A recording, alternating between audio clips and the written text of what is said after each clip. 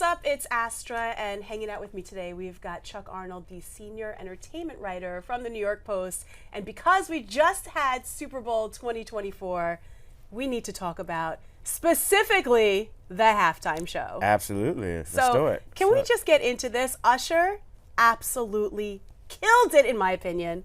Yeah, I mean, I agree. I don't know what more one can expect from someone as a Super Bowl halftime performer, right? I mean, he had the vocals, the dancing. I mean, this crazy fancy footwork that he's always known had. for. Yeah, known for that. And the hits. I mean, there was just a combination of all the three things you want from a Super Bowl halftime performer. Plus, he had great special guests, which I thought was missing last year from Rihanna's set. As much as I loved her, I thought she could have used, one or two special guests. I mean, she had that one special guest. She did. She had the one that she Her surprised us little with. baby in the belly. Yes. But yeah, with Usher, so first I was super excited that he brought out Alicia Keys. Yeah. She looked absolutely stunning. Absolutely stunning. I thought that was, I think that there were rumors that was going to happen. Mm-hmm. She had been spotted out in Las Vegas. And it made sense, right? Like, you definitely want someone who has collaborated on one of your big hits. My Boo was one of his many number one hits. Which you still hear on radio today. Exactly. And also, like, you kind of like to have, if you're a male performer, I think you like to have a female performer to play off of at some point.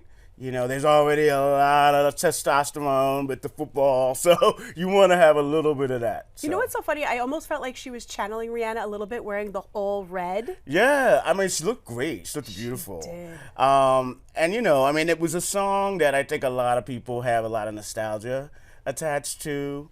And so it was just a great moment to see those two together. And even when she did a little of If I Ain't Got You, which is her own song, right? Yes. And then it was so nice when he came in for a little harmony on that at the end. I thought that was pretty dope. I agree. And then moving forward, then we see her come out. Yeah. Oh my goodness. I was just like, I'm not going to lie. And it's funny because when I was reading some of the comments on social media, people thought it was Northwest. I said, are you kidding me? I can see it, but it's not Northwest. Right. Let's just clear that up, please. Right. But well, you know what?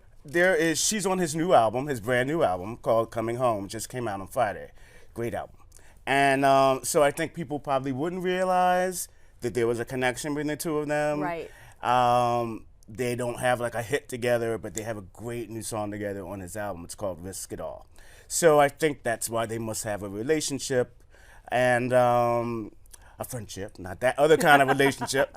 And so I think that's why. And plus she's such a great, as a guitarist, she brings another element to the whole thing. She does. She does. And she looked fire last night. She did. No. My goodness. Yeah. Jermaine Dupri popped out.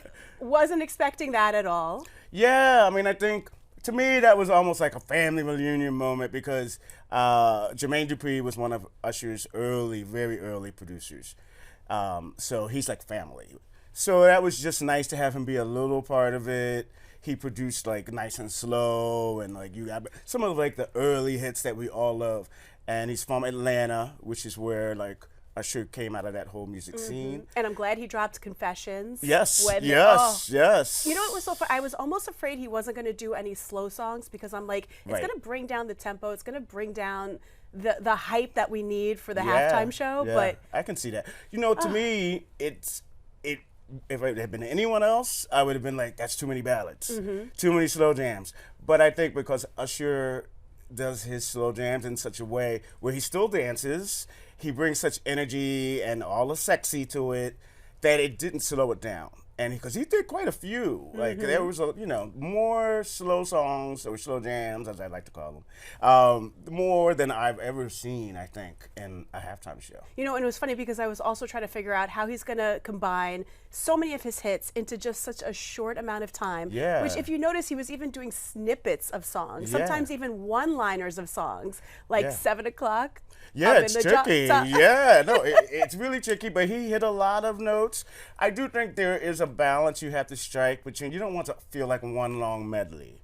And, I think it was pushing it right up to the edge of too much medleyness for me. But because you want people to feel like they heard like at least 2 or 3 songs at most of the song. But it's 12 minutes. It's not a lot. And I wasn't mad at him getting pretty much undressed on that stage. Well, you know what? I had a little something to say about that in my review. Just Okay, because let us know. It was 20 years ago that Janet Jackson, had her nipple flash. Whether it was planned or not, that's what happened. And so I thought, it obviously men have taken off their shirts. I think Adam Levine did it at the Super Bowl. Usher did it last night. So it was just kind of like double standard to a certain extent, if you want to look at it that way, because obviously she took a lot of heat, her career and everything from that. So that is true. Now we got to talk about him on the roller skates. Yeah. Taking it back. Yeah. It's like, I feel like roller skates are making a comeback because a lot of people are doing a lot of roller rink things the past couple of years. He brought it on stage. Absolutely killed it. I mean, for a man his age, which obviously he's not that old, he's still got it going I know. on. I'm like, man, his age.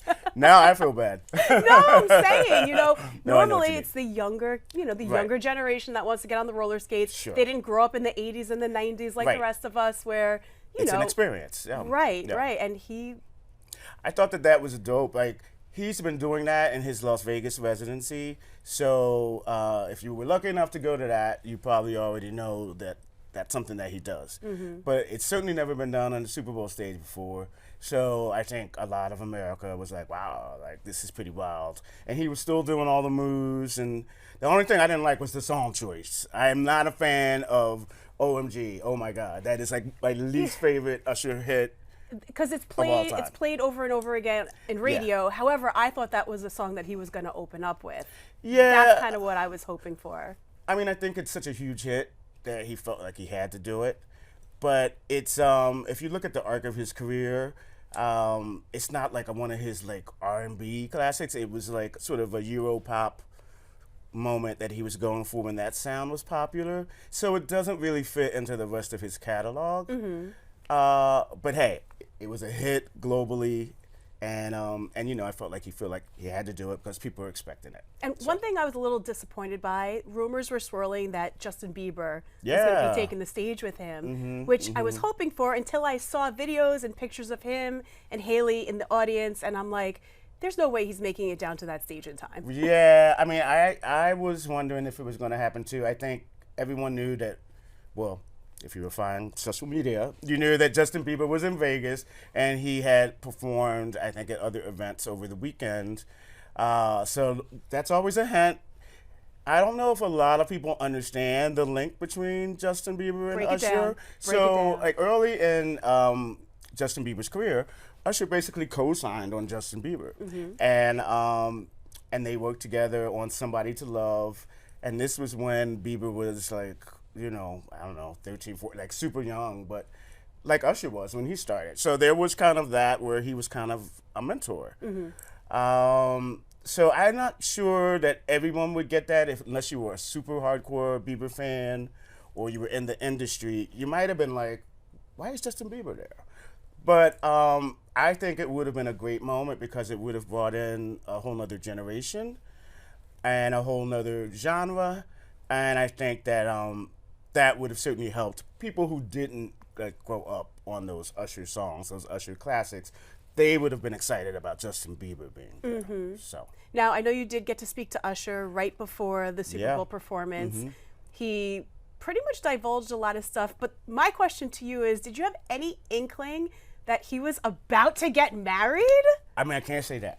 I can't say that he did. He pulled me aside and was like, "Yo, bro, this is what happened." No, but he did. But he did. He did talk about coming home and what that title meant. His new album, and for him, it meant a few things. It meant, kind of coming home to this place musically, because he hadn't released an album and a solo album in 8 years, so that's a long time. It meant coming home to a lot of his kind of previous collaborators, people like Jermaine Dupri, who he works with on this new album. And it meant coming home to, his lady, and he talked about the fact that there was not a lot outside for him anymore. But, outside is like out in the clubs, out in the bar, out all in the streets, that. Yeah, everything. out in the street, yes. Yep. And he was like, I've done it. And he talked about being inside, with his family, with his partner, then partner, and how, they have a beautiful family and they can have their own parties at home and like everything he needs is right at home.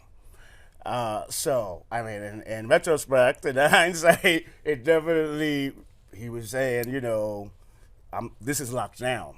So, whether that meant it was going to be a wedding, putting a ring on it, I didn't know about that. But I certainly felt like he was a man who was at a point in his life. He's ready to settle down. He was ready to settle down. And he's ready to put that out there, let it be known in his music that Usher is off the market. Well, what's funny is he obtained his marriage license the day after you guys spoke. Yeah. And basically got married. We're trying to figure out if it was, which I'm assuming, right after the halftime show.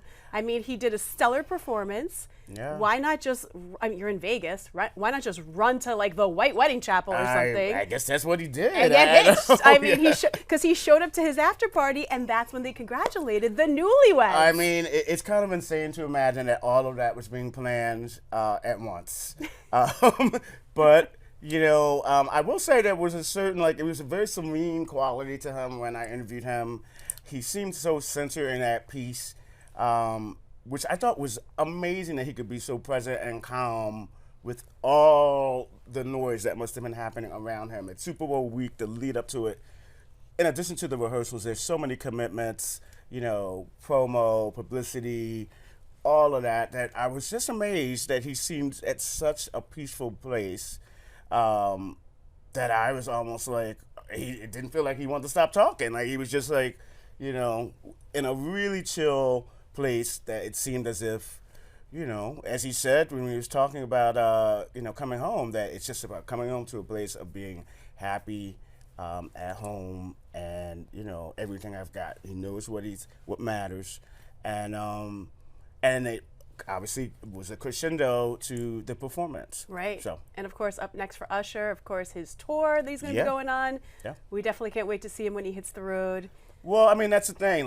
In the past, the Super Bowl halftime show, it's almost like a big, long commercial for your tour. And now everybody wants to, like Beyonce, when Formation, and then, the tour. And that is right after, the before. So, similarly, Usher will be heading out on the road later this year. And, it of course, it makes people more hyped to see him. Mm-hmm. So. Well, of course, we can't wait to hear what you have to say about it after you get to see the tour. I will. Chuck Arnold, thank you so much for joining us here at Page 6 to break everything down. And, of course, we've got more Super Bowl coverage up at page6.com.